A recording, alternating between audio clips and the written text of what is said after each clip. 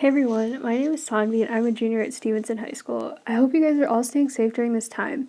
And this presentation is the fifth part of an online community initiative designed to introduce STEM and medicine to students who might not have the opportunity to explore these careers. And today we're going to talk a little bit about biomedical and chemical engineering. So, biomedical engineering is applying engineering principles and materials to medicine and healthcare.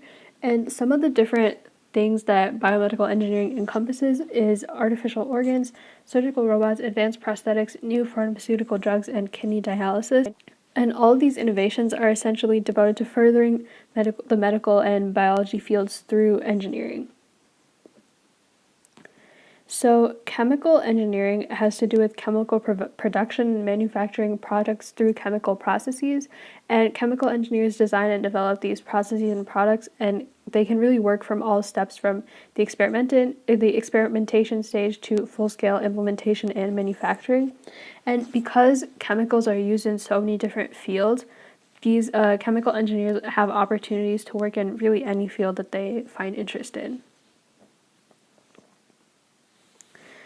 And there are many different careers in biomedical engineering, and the first one that we have is medical imaging.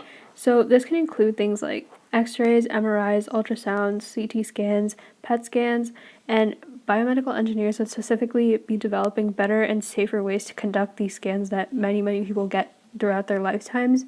And they would want to figure out what could the long-term harmful effects be of repeatedly having to get a certain type of scan and how we can mitigate that. Next, we have cellular and tissue engineering. This is a really exciting field which can allow for the creation of patient-tailored cells and tissues.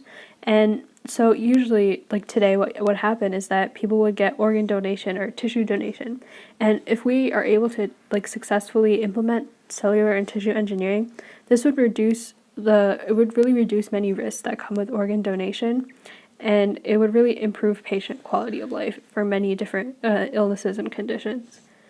Next, we have genetic engineering, which involves cutting out and replacing parts of your DNA. And there's a bit of an ethical debate with this. For example, some people think that this would be a great thing to be able to cure and control many different genetic diseases. However, if it is misused, it can actually cause a lot of harm to someone, and it can even go to the point of where people would want to genetically engineer to possibly control what their own kids would look like or things like that, which would be unethical. So there is a little bit of a fine line there. Next, we have computational biology, which involves developing processes and different computer programs to analyze large amounts of biological data. So biological data can be very complex and there can be a lot of data that is very difficult for humans to analyze in an efficient way. Specifically with genetic sequences, there are so many different ways to analyze it, and developing computer programs to analyze it would be really helpful in speeding up the process and making everything more efficient from a research standpoint. So in chemical engineering, there are also many different career options because they can work in a lot of different fields. So the first one that we have is nuclear engineer. So a nuclear engineer would develop processes and systems to be able to harness energy from nuclear power and radiation. Nuclear power is recently becoming more and more popular because it is a little bit more sustainable than fossil fuels, and being able to better harness energy from it will really further our journey to staying away from fossil fuels and switching to more of sustainable energy. Next, we have energy engineer, which is a little bit similar to nuclear engineer because they would change existing processes to harvest more energy more efficiently for lower costs. So this is all about optimization, how we can achieve the most energy possible for the least cost, but still in an ethical and sustainable manner. Next, we have quality manager, and a quality manager would essentially ensure that any products being manufactured meet a level of minimum quality standard. And because really every product that is manufactured has a quality standard, they can work in really any kind of field that they're interested in. Next, we have materials engineer. So materials engineers develop and test new materials which can be used in different devices and products. So essentially, a certain device or product company would kind of give the material engineer information about what they want optimized or what they want their product to do, and accordingly the materials engineer would design a material to sort of fit their needs. So now we're going to talk a little bit about how you guys can explore biomedical and chemical engineering. And so the first thing that we have is to look for internships. I think these are a really great way to get involved in the field firsthand and get that firsthand experience that you're looking for to really decide whether this field is right for you. And because both of these fields are very interdisciplinary, exploring any or all areas of science and engineering is always a great idea, just to get some more background and maybe even specify what you're interested in a little bit more. And as always, staying up to date with the latest advances in the field is a really good idea, just so that you know you're making your decision the most recent information in mind. So now we're going to talk a little bit about the latest advances in biomedical engineering. And one of the first things we have is direct cell reprogramming, which is when one type of cell can turn directly into another type of cell. And this is this is a part of what we were talking about earlier with cell and tissue engineering, where this can solve many problems regarding organ donation. If